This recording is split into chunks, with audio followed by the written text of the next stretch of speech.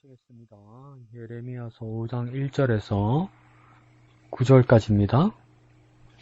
너희는 예루살렘 거리로 빨리 다니며 그 넓은 거리에서 찾아보고 알라.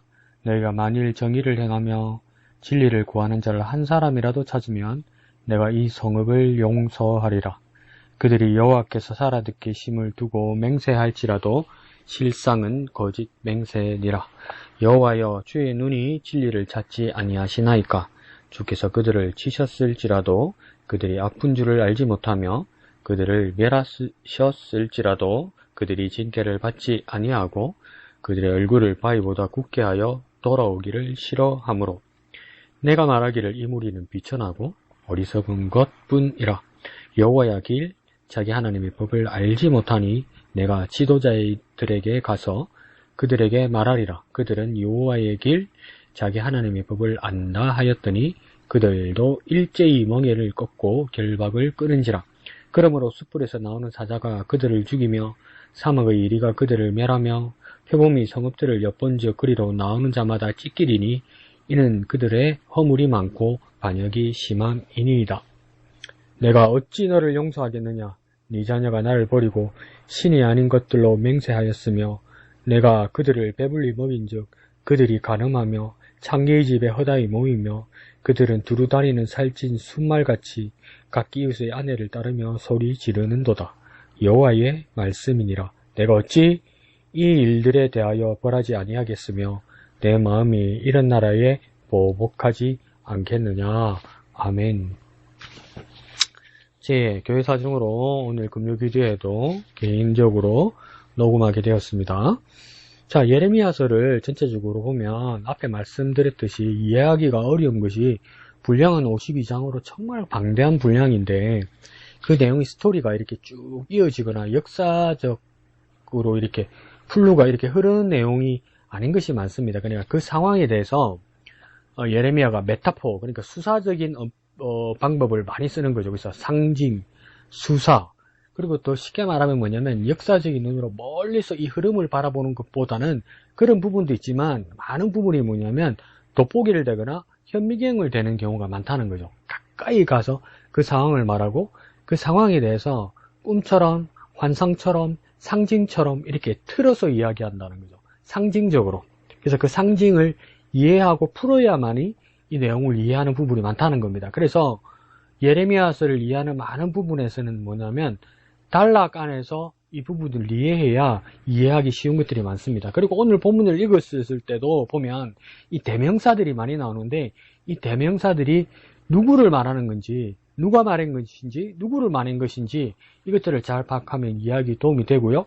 그리고 우리 한글 성경에는 이제 큰 따옴표, 작은 따옴표, 안 그러면 인용문 이런 기호 표시가 거의 없는데요. 그 부분들을 잘 찾아서 우리 스스로 큰 따옴표, 작은 따옴표, 인용문들을 잘 표시해 두면 이 부분은 직접적으로 하나님이 하신 말씀이시고 이것은 간접적으로 예레미야가 옮기는 말이고 막 이런 부분들을 알 수 있습니다. 그래서 같은 본문 안에서 그들이라 말할지라도 어떨 때 그들은 예루살렘 거민들이고 어떨 때 그들은 이스라엘의 지도자들이고 어떨 때 그들은 또 뭐냐면 이스라엘 백성들의 자녀들이고 또 내가 이럴 때는 이 내가 예레미야 할 때도 있고 하나님일 때도 있고 막 그렇습니다. 그래서 이 부분들을 천천히 읽으면서 잘 표시해 가면서 보면 누가 누구에게 말하는 것이고 이것은 어떤 상황이고 그것을 이해할 수 있는데 도움을 받을 수 있습니다. 자, 오늘 본문 전체에서 보면 전반부에서는 1절에서 6절까지로 이렇게 끊어서 볼 수 있는데요. 이 부분은 이스라엘의 죄악성을 다시 한 번 더 하나님이 확인시키고 있습니다. 그리고 후반부 7절에서 9절에서는 그 죄악에 대해 당연히 따르는 형벌과 하나님의 심판의 정당성을 보여주고 있습니다. 그래서 1절에는 죄악을 하나님께서 선언하기 전에 하나님이 먼저 조건을 겁니다. 조건을 이스라엘 백성들에게 제시합니다. 이스라엘 곧 하나님의 백성이었던 이 사람들의 정당성을 한번 스스로 드러내보라고 이스라엘 백성들에게 제안합니다. 한번 이들의 정당성을 말해보라. 그래서 1절에 보면 가운데 어떤 말씀들이 있냐면 찾아보고 그 다음요 찾으면 1절 맨 끝에요. 그러면 용서하리라 이렇게 말씀하세요. 그러니까 이 뉘앙스는 어떤 말이냐면 너희 스스로 한번 증명해보라. 그래서 너희가 선한 것이 있으면 내가 당연히 용서하겠다 하나님께서 이렇게 말씀하는 거죠. 근데 이 말씀을 다시 한번 하나님께서 그렇게 말씀하신 의도를 보면 첫 번째는요, 그들이 그것을 찾을 수 없다는 말이고요. 두 번째는요, 한 사람도 용서받을 수 없다 이 말입니다. 하나님. 슬픈 말씀이지만 하나님께서 그렇게 장담하신다는 것이죠. 그리고 1절 상반절에서도 보면 어디서 이렇게 찾아보라고 말씀하시냐면 예루살렘 거리에서 찾아보라 이렇게 말합니다. 그러니까 예루살렘 거리라고 말하니까 이곳은요, 다른 곳도 아니고 생성한 곳도 아니고 하나님을 모르는 사람들이 있는 곳도 아니고 그것은 말 그대로 예루살렘이잖아요. 그죠? 평화, 샬롬, 평화의 도시 이 예루살렘 이 도시에서 그렇게 찾아보라고 이야기하는 겁니다. 그리고 이 예루살렘은요, 이전에 누가 봐도 아브라함이 이삭을 바치려다 그 이레의 하나님을 만난 곳, 그 모리아산이 있는 곳이 그 예루살렘이란 말이죠. 근데 그 예루살렘 거리에서 찾아보라는 것입니다. 그리고 이 예루살렘은요, 이스라엘의 재앙이 닥칠 때 다윗이 그 재앙을 그치도록 하나님께 제사한 아라우나 타작마당이 있는 그곳이 무엇입니까? 예루살렘이고 하나님의 성전이 있는 곳이란 말이죠. 그리고 결국 그곳이 어떤 곳이 됩니까? 하나님의 성전, 솔로몬의 성전이 있어서 하나님의 성전이 있다는 것은 그곳에 하나님의 말씀, 하나님의 임재, 하나님의 은혜가 있는 그곳이 예루살렘이라는 것입니다. 다른 사람들도 모두 그 예루살렘을 그렇게 인정하고 있다는 겁니다. 그곳 예루살렘 사람들도 자부하고 있는 곳이라는 것입니다. 그런데 하나님이 하시는 말씀은 뭐냐면 한 사람도 그런 사람 없다는 겁니다. 어쩌다가 이 도시가 이렇게 되었을까요? 오늘 우리가 가만히 생각해보면 한국 근대사에 있었어도 근현대사에 있었어도 교회가 제일 많고 신학교도 다 모인 곳이 평양이었습니다. 그리고 평양만큼 많이 모여있는 곳이 또 서울이었습니다. 그런데 그런 곳에 그런 사람이 한 사람도 없다면 말이 됩니까?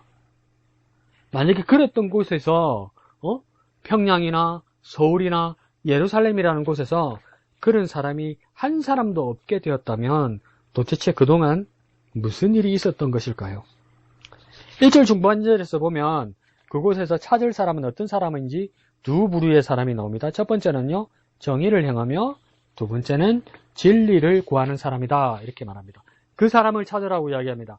그 사람이 한 사람이라도 있으면 내가 이 예루살렘을 용서할 것이라고 하나님 말씀하십니다. 도대체 정의를 행하고 진리를 구하는 사람이 한 사람도 없다고 하나님께서 장담하신다면 이 상황이 얼마나 비극적인 상황이 와 있는 것입니까?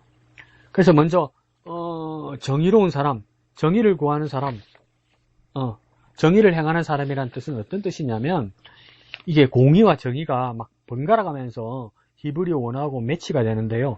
그냥 히브리어 원어에서 하는 말로 맞춰서 한번 해봅시다. 이 정의는 뭐냐면 히브리어 원어에서는 미슈파트라고 부릅니다. 그러니까 심판, 재판, 공정, 평등, 공평 이런 말입니다. 그러니까 누구를 편애하거나 억울하게 하거나 불공정, 불공평 그렇게 하지 않는 의로움을 말할 때 뭡니까? 정의, 미슈파트를 말합니다. 근데 때로는 또 아모스에서 다른 배경에서는 이 미슈파트를 공의라 부르기도 합니다. 근데 그 반대는 이제 째다카죠, 째다카. 근데 여기서는 째다카가 안 나오고 그 다음 어떤 사람이라고 이야기했냐면 진리를 구하는 사람이다 이렇게 말하는 거죠. 근데 진리를 구한다는 것은 좀 이 말씀 안에서 관계에서 본래 의도를 조금 더 파악해야 되는데요. 이 본문에서 진리를 구한다는 뜻은 뭐냐면 언약을 통한 관계를 말합니다. 언약은요, 양 당사자가 있죠. 그러니까 사람과 사람 사이에서, 안 그러면 계약하는 사람과 계약받는 사람 사이에서 관계가 있는 것이죠. 그 관계 속에서 언약을 맺죠. 그러니까 언약의 관계를 말하는 겁니다. 그 관계 속에서 약속을 지키는 사람들, 그 사람을 여기서는 진리를 구하는 사람이라고 이야기하는 거죠. 그래서 이걸 어디까지 말하냐면, 그러면 진리를 구하는 사람들, 약속을 지키는 사람들, 언약의 관계를 유지하는 사람들, 이걸 어디까지 번져나가냐면 그거 사랑이라고 이야기합니다. 사랑. 조금 우리는 이때까지 이해하던 방법하고는 다르죠. 근데 이거는 조금 우리가 주입하듯이 외워두어야 하는 겁니다. 진리를 구하는 사람은 사랑하는 사람을 말하는 겁니다. 존중하는 사람을 넘어서 사랑하는 사람입니다. 그래서 지키는 것이죠. 어떤 사람들하고 얘기했는데 사랑이라는 것이 무엇이냐, 사랑이 왜 변하고 왜 부부 사이에서도 그 외도가 일어나고 간통이 일어나느냐, 뭐 여러 가지 이유를 댈 수 있죠. 그렇지만 그렇게 되지 않아야 되는 이유는 뭐냐면 사랑은 단순히 감정만이 아니라는 겁니다. 사랑에는요, 사랑하는 감정이 일어났으면 그 뒤로는요, 책임이 있어야 돼요, 책임. 그러니까 사랑에 의외의 책임이라는 게 있어요. 이건 마찬가지로 오늘 본문에서 진리를 구한다는 것은 뭐냐면 사랑한다는 뜻입니다. 책임지는 사랑을 말하는 겁니다. 우리가 하나님과의 언약 관계를 맺었다는 것은 무엇이냐면 하나님을 존중하고 하나님을 존경하고 하나님을 경외하고 하나님을 사랑하기 때문에 이 언약, 약속, 이 말씀을 지키는 겁니다. 그런 사람. 그러니까 더 요약해서 보면 첫 번째 정의는요, 평등. 두 번째 진리를 구하는 것은 사랑. 이렇게 요약해서 볼 수 있습니다. 그러면 하나님은 누구를 찾고 있냐면 평등과 사랑을 행하는 사람을 하나님이 찾는 겁니다. 그런데요, 그런 사람이 한 사람도 없더라는 겁니다. 왜 그렇지요? 어떻게 이적이 될 수 있지요? 평등과 사랑이 없으면 억울한 일과 미움과 싸움과 전쟁이 가득하다는 말입니다. 그러니까 하나님의 공동체에서도요, 교회에서도요, 믿음의 가정에서도요, 이런 일이 있을 수 있다는 겁니다. 어떻게 해요? 평등과 사랑이 없으면요. 근데 오늘 2절의 말씀, 상반절에서는 이들의 모습이 어떠냐면 자기들이 전혀 그런 사람이 아니라고 생각합니다. 그러니까 사랑과 평등이 없는 사람이 아니라 사랑과 평등을 행하는 사람이라고 생각해요. 스스로를. 그래서 뭐라고 이야기합니까? 여호와께서 살아계심을 두고 맹세합니다. 그러니까 공식적인 자리에서는, 공식적인 예배 자리에서는 입술로 이 고백을 맹세합니다. 이렇게 이 고백을 맹세하면 이런 말을 우리가 진심이라고 진실이라고 믿지 누가 의심하겠습니까? 10길 물속을 날아도 한 길 사람 속을 모르는 우리가 모르면 믿어줘야지 어떡합니까? 정말 여호와의 살아계심을 두고 맹세합니다 이러는데 너 거짓말이야 그렇게 말할 수가 없는 거예요. 말을 그렇게 하는데 모르면 믿어줘야죠. 사람은 그럴 수밖에 없어요. 그런데 하나님은 질책하십니다. 하나님은 명확하게 뭐라고 말합니까? 실상은 거짓 맹세니라. 그러니까요, 첫 번째 거짓말을 했다는 겁니다. 그런데 이 거짓말이요, 대하는 사람들만 속이는 것이 아니라 더 비참한 건요, 자기가 자기를 속이게 돼요. 자기가 자기를 속이게 되면 자기가 속고 있습니다. 근데 속이는 가해자가 누구라고요? 자기라는 거예요. 이거 완전 막 정신분열에 가깝죠. 그러다가 보면 막 자신감이 막 차올라가지고 하나님도 속일 수 있다고 착각까지 하게 되는 겁니다. 어떻게 이렇게까지 생각하게 되었을까요? 사람들의 상황이 어떻게 이렇게까지 악화될 수 있었을까요? 첫 번째는요, 믿음이 사라지기 시작했기 때문입니다. 믿음이 사라지면요, 속이는 걸로 합니다. 믿음이 사라지면요, 신뢰가 사라지면요, 속이는 것으로 나아갑니다. 그리고 하나님께로까지 그 거짓이 뻗친다는 뜻은 무엇입니까? 하나님보다 내가 우위에 있어 하나님을 충분히 속일 수 있는 능력이 자신에게 있다고 믿는다는 겁니다. 그런데 그 마음은 누가 주는 것입니까? 사단이 그 마음을 준 것이죠. 그러니까 그 사람은 사람의 마음을 품은 것이 아니라 하나님의 마음을 품은 것이 아니라 사단의 마음을 품은 겁니다. 이거요, 자기 능력을 너무 과신했기 때문입니다. 자기를 너무 믿은 것입니다. 우리가 한번 잘 생각해 보여야 될 게 뭐냐면 긍정의 힘 부작용 같습니다. 그러니까 더 쉽게 말하면 나는 할 수 있다. 무엇이든지 할 수 있다. 긍정적인 힘을 가지면 할 수 있다. 어느 선까지 될 수 있을지 모르겠어요. 그런데요, 하나님 앞에서 그렇게 만용을 부릴 수는 없는 겁니다. 하나님 앞에서는 겸손해야 되는 거죠. 근데 지나치게 자기를 과신하게 되고 긍정의 힘을 믿게 되면 이런 헛말들을 하는 겁니다. 하나님을 감동시킨다고 헛말들을 하는 것이죠. 그리고 하나님을 속이는 오류에 빠지게 되는 겁니다. 하나님을 속이지도 못하면서요. 2절 하반절에는요, 하나님은 분명하게 판명하고 심판하고 선언하십니다. 뭐라고 말씀하십니까? 거짓 맹세니라. 그건 가짜야. 넌 거짓말을 하고 있어. 하나님 이렇게 말씀하신다는 겁니다. 가짜라고요. 그럭저럭 그냥 그렇게 하면 얼렁뚱땅 은근슬쩍 하나님 앞엔 그게 안 통하잖아요. 그래서 하나님은 명확하게 말합니다. 거짓 맹세니라. 그건 가짜야. 너 거짓말하고 있어. 그러니까 우리 모든 그리스도인들이 스스로에게 우리가 다 같이 그렇게 뭐랄까요? 서로 권면해야 됩니다. 거짓말하지 맙시다. 또요, 내 거짓말에 속지 맙시다. 내가 한 거짓말에 내가 속지 맙시다. 하나님을 속인다고 생각하지 맙시다. 이런 생각들, 이런 고백들, 이런 권면들, 이런 것들이 우리 모두에게 있어야 할 것입니다. 자, 그러고 보면 3절부터 6절까지는 하나님의 무서운 말씀을 들은 예레미야 선지자의 한탄이 나오는 겁니다.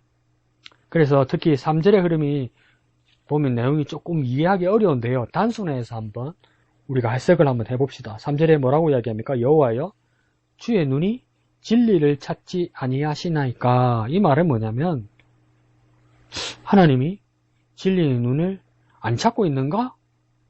이렇게 해석할 수도 있고, 하나님이 진리의 눈을 찾으시고 명확하게 아시는 분이시다 이렇게 말할 수도 있고, 그러니까 물음표로 볼 수도 있고 느낌표로도 볼 수 있죠. 그런데 더 쉽게 한번 생각해 봅시다. 하나님은 이렇게 진리와 진실의 하나님이라는 대전제, 진리, 본질의 선언입니다. 그러니까 쉽게 말하면 뭐냐면 하나님은 진리와 진실의 하나님이다. 그 대전제가 있어야 된다는 거야. 하나님은 어떤 분이냐?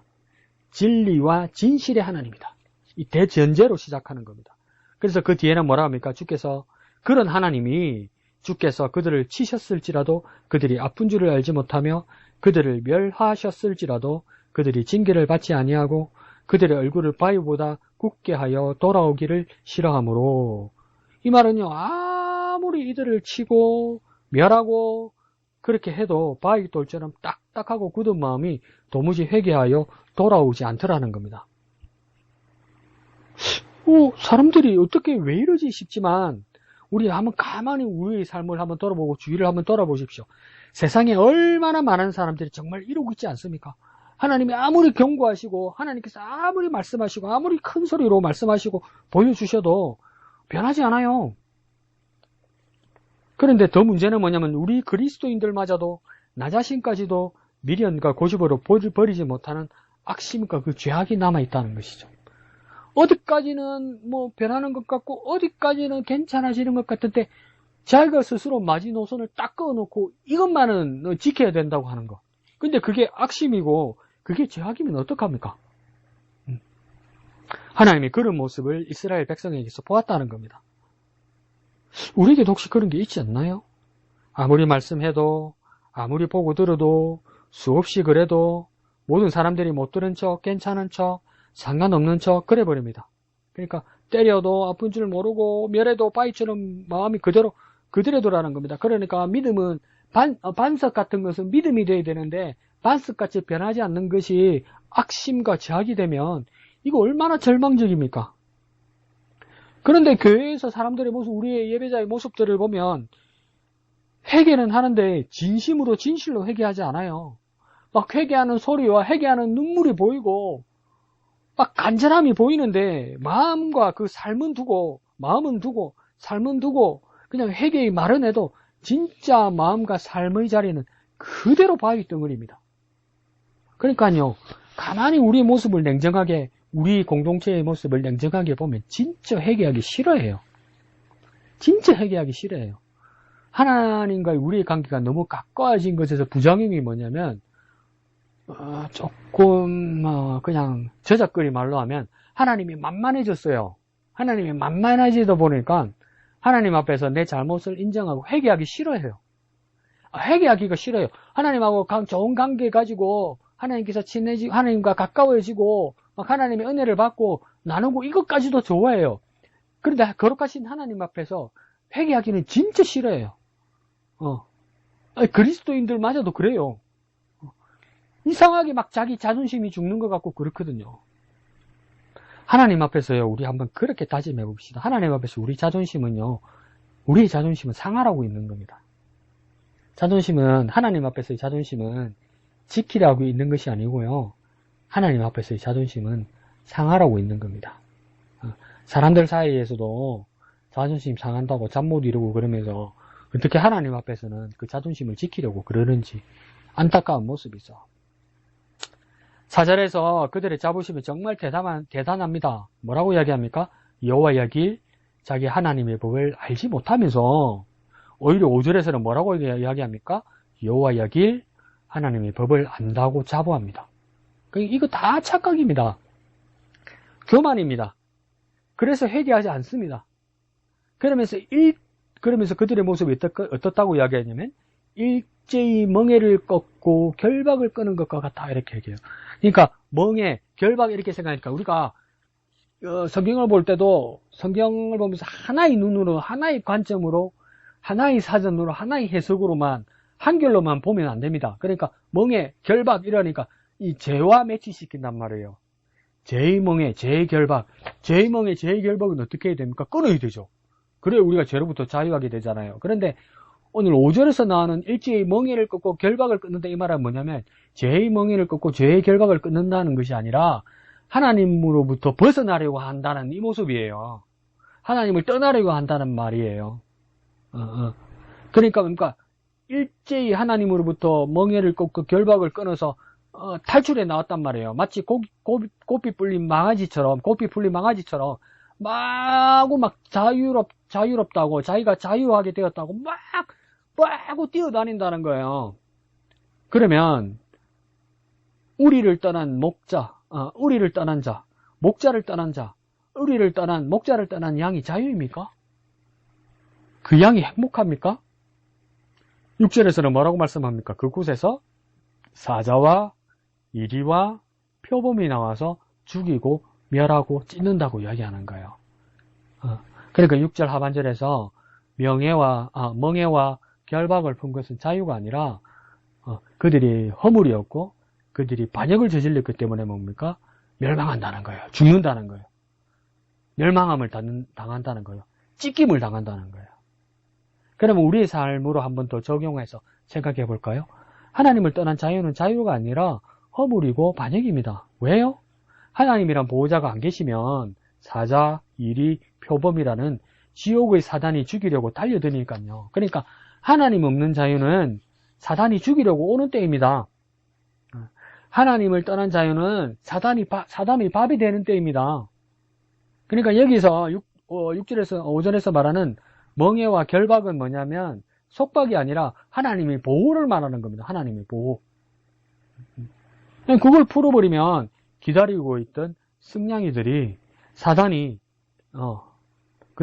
우리들을 삼켜버리는 것이죠. 자, 7절 이후로는 당대 이스라엘의 심판으로 끝나지 않습니다. 7절 가운데 보면 누가 나옵니까? 네 자녀가 이렇게 말합니다. 그러니까 당대 우리 모습으로 끝나지 않고 후배들까지 영향을 받습니다. 왜 그럴까요? 그러면 또 사람들이 이렇게 말합니다. 가계에 흐르는 저주, 영적 DNA, 죄성의 유전 그런들 말을 합니다. 그런데 왜? 그러면 그런 뭐가 사실은 그런 말과 어떤 일맥이 상통하냐면 업보 아닙니까? 업보. 불교에서 말하는 카르마 아닙니까? 카르마. 성경은 그걸 말하지 않아요. 근데 자꾸 이런 것들의 유사한 말들을 성경에서 뽑아내어서 우리의 어떤 무속적인 샤머니즘의 의식 안에 같이 이렇게 녹여내려고 이렇게 왜곡시키는 사람들이 많이 있죠. 그러니까 그렇지만 가장 비참한 모습은 뭐냐면 내 모습으로 당대 이스라엘로 끝나지 않고 그 자녀들이 타락이 같이 나옵니다. 7절 하반절과 8절에서 나옵니다. 자녀들이 이렇게 했다고 합니다. 첫 번째는요. 나를 버리고 곧 하나님을 버리고 신이 아닌 것들로 맹세하였다. 그리고 두 번째는요. 내가 곧 하나님이 자녀들을 배불리 먹인즉 그들이 이스라엘의 자녀들이 간음하며 창기의 집에 허다히 모였다. 이렇게 말합니다. 세 번째는요. 두루다니는 살찐 순말같이 각기 이웃의 아내를 따르며 소리 지르는 도다. 모질게 한번 말씀드려볼게요. 이럴 때까지 선배들과 부모들은 도대체 뭐 한 겁니까? 애들이 이럴 때까지.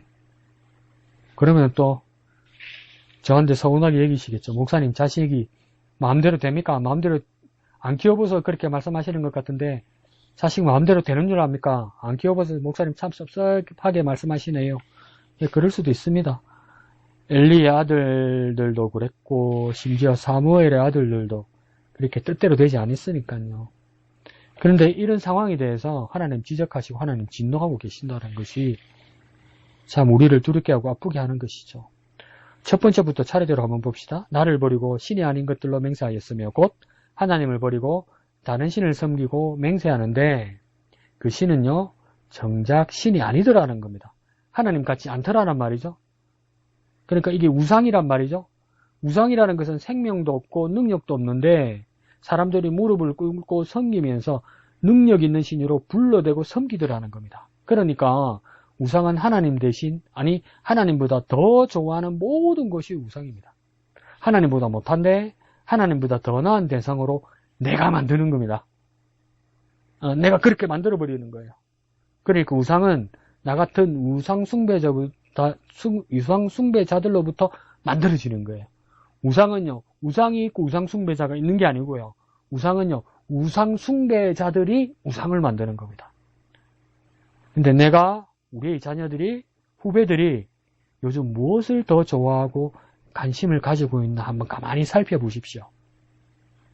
더 좋아하고, 더 관심을 가지고 있고, 더 애착을 가지고 자기 마음과 인격을 쏟는 그것들이 다 신이고, 다 우상입니다, 우상. 그런 모습을 지금 뭡니까? 타락한 모습이라고 하나님 지적하시는 겁니다. 두 번째는요, 내가 그들을 배불리 먹인 즉, 그들이 간음하며 창기 집에 허다히 모이며, 이 말은요, 하나님이 우리의 자녀들을 배불리 먹이셨다는 말씀은 부유함과 안정을 주신 것도 맞지만, 무엇보다도 하나님을 영적으로 섬기기에 마땅한 환경을 다 구비하고 하나님께서 제공해 주셨다는 말씀입니다. 그러니까 하나님을 섬기기에 다른 장애물이 생기지 않도록 모든 환경들을 안정적으로 다 해주셨다는 겁니다. 그런데 그것을 가지고 창기집에 허다히 모인다는 말은 뭐냐면 당시에 우상의 신당에서 성관계를 통한 환상에 빠졌다 이 말입니다. 그러니까 당시에 이 창기들이 대부분은 뭐냐면 이방의 그 신녀들 같았거든요. 이방 여사제들 같아요. 그러니까 얼마나 매력적입니까? 성이란 본능을 자극하고 유혹하여서 이것이 구원이다, 영생이다, 천국이다, 복이다 그러면 얼마나 좋겠습니까? 얼마나 좋아하겠습니까? 자기의 본능과 욕망을 채우면서 그것이 신이라고 이야기해보면. 근데 하나님 입장에서 한번 보십시오. 하나님께서 하나님 당신께 영광 돌리기 위하여 하나님께서 모든 것을 주셨는데 그 하나님께 받은 것을 가지고 우상의 집으로 가서 창기와 즐긴다는 거예요. 교회 안에서도 얼마나 많이들 육체의 일과 환경을 만족시키는 것이 영적이라고 치장하고 거짓말들 많이 합니까? 하나님이 베푸신 것으로 우상의 자극에 마구 뒹구는 것 같습니다. 영적이라고 이야기하면서 정말 영적인 것 같아요. 뭐 남이 못 들은 거 듣고 남이 못 본 거 말하고 남이 알지 못하는 거 깨달았다고 말하니까 나는 도저히 경험하지 못한 거, 나는 도저히 깨달지 못한 것들을 깨달았다고 말하니까 나는 그런 적이 없으니까 나보다 훨씬 신령하고 영적인 사람들 같아요.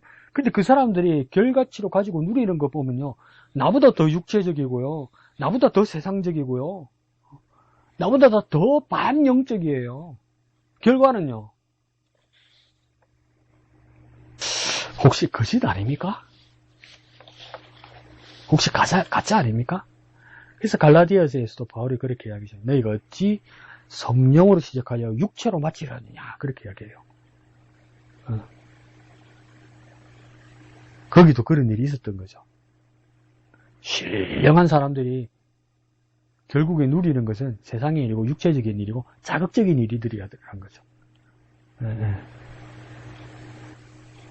세 번째는요, 두루 다니는 살찐 순말같이 각기 이웃의 아내를 따르며 소리 지르는도다. 죄송합니다. 이거 미친놈들 아니에요, 이거? 이런 일들이 그때 있었다는 것이죠. 8절은 상황이 더 나빠진 겁니다. 그러니까 이웃의 아내를 따르며 소리 지른다는 것은 쉽게 말해서 남의 여자, 남편에 있는 여자를 범한다는 겁니다. 그때 작년입니까? 재작년에 그 드라마 대사에 바람피운 남자가 들키고 나니까 자기 부인한테 그랬죠. 사랑이 죄는 아니잖아? 그게 할 말입니까, 그게? 지금 불륜이 사랑이라는 거예요. 이 사람들도 이렇게 말할 수 있는 것이죠. 이웃의 아내를 따르며 소리 지르는 거, 그 사랑이라고 뭐라면 마음이 가는 대로 따르는 거라면 그 얼마나 황당한 소리입니까? 이렇게 하다 보니까 가정을 파괴하고 질서를 무너뜨린다는 겁니다. 도덕과 윤리가 문란하다는 비판 이전에 우리는 하나님 주신 환경과 질서를 파괴하는 일에 이거는요 실수가 아니라 혈안이 되어서 찾아다니며 범죄한다는 말입니다. 이렇게까지 악화된 거예요.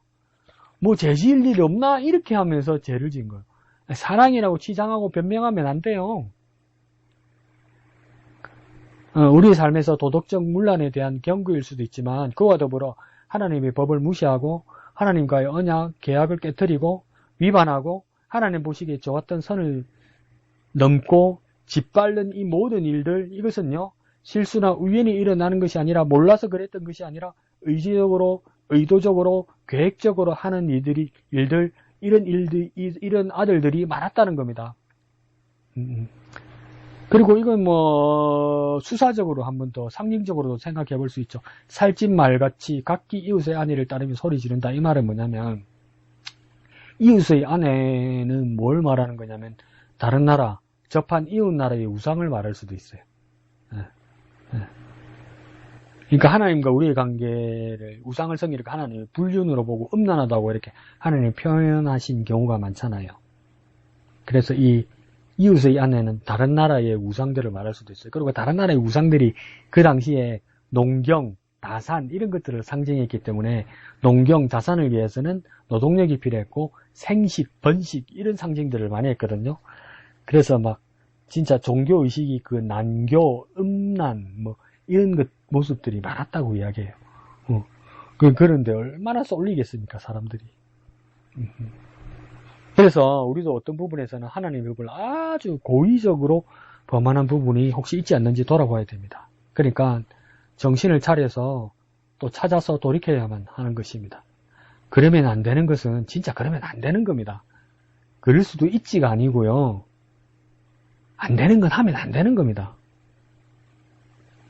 괜찮은 것이 아니고요. 안 되는 것이 있어요. 그건 하면 안 되는 겁니다, 여러분. 그래서 9절에 보면 이렇게 말씀합니다. 내가 어찌 이 일들에 대하여 벌하지 아니하겠으며 내 마음이 이런 나라에 보복하지 않겠느냐 이렇게 하나님 말씀하십니다. 다시 쉽게 말하면요. 벌, 보복 이걸 찾아서요. 이런 일들은 벌 받을 일이고 보복 당할 일이다 이 말이에요. 아유 목사님 세상은 안 그랬습니다. 우리 친구들도 다 그랬습니다. 나는 안 그랬고요. 그런데요. 나는 안 그러는 건 다행이에요. 근데 내 친구들은 그러고 있잖아요. 네? 근데 그 사람들이 예전에 내 친구잖아요. 근데 그걸 보고 있는 거잖아요. 나는 왜 그들의 친구가 아직 되고 있는지, 안 그러면 나는 왜 친구들이 그러는 모습을 묵인하고 있는지, 그러면서 나는 여전히 왜 그들의 친구의 자리에 있는지, 나만 아니면 괜찮은지, 여전히 나는 괜찮을 건지, 이게 다시 정직하게 자신을 봐야 될 일 아닙니까? 그래도 나는 여전히 그 사람들의 친구가 될 수 있습니까? 안 그러면 그런 경우에 있는 사람들이 여전히 나의 친구가 되어야 됩니까? 그럼에도 불구하고 나는 그 자리에 있으면서 나는 하나님을 섬기는 사람이라고 할 수 있는 겁니까? 왜 그 자리에 여전히 있습니까?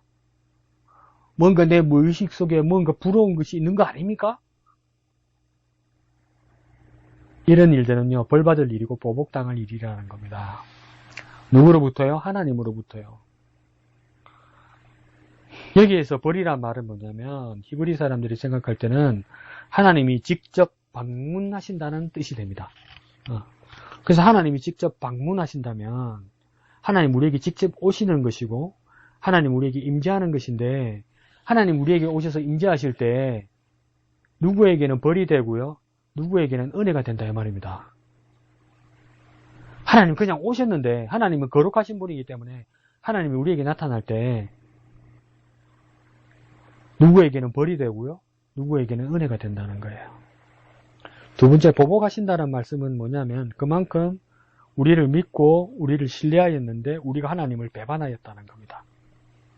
그래서 하나님 입장에서는 너무 놀라고 실망하셨다는 것이죠.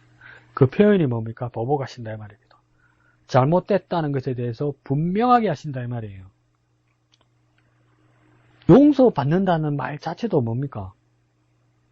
없었던 걸로 해주시는 것도 무엇이 전제되는 겁니까? 잘못된 것이 있기 때문에 용서받는 것이고 범죄한 것이 있기 때문에 그것이 밝혀지고 없던 걸로 해주시는 거잖아요. 그러면 그냥 얼렁뚱땅 은근슬쩍 그냥 그렇게 넘어갈 수는 없다는 겁니다. 나중에 용서받고 하나님의 사랑을 받을지라도 보복하는 하나님을 만날 수밖에 없다는 것이죠. 그러니 선지자의 대선지자의 프레임, 연자의 프레임에서 오늘 본문을 보면 이미 일어난 일일 수도 있지만 경고하는 말씀일 수도 있죠. 미리. 그러면 이런 형벌과 보복을 받기 전에 우리가 우리를 점검하고 바꾸고 회개해야 된다는 거죠. 그러니까 우리는 다시 한번 우리를 돌아보아서 하나님의 임재가 우리에게 벌이 아니라 은혜가 되게 하여 주옵소서. 우리가 하나님을 만날 때 두려워서 벌 받는 자리에 서 있을 것이 아니라 하나님을 만남이 은혜가 되게 하여 주시고 하나님의 보복이 아니라 하나님의 신뢰를 받는 우리가 되게 하여 주옵소서. 하나님을 실망시키지 않아서 하나님의 보복을 받지 않고 하나님의 믿음직한 사람이 되어서 하나님의 신뢰를 받는 사람이 되게 하여 주옵소서. 이렇게 기도하는 저와 여러분 되시기를 예수님 이름으로 축복드립니다.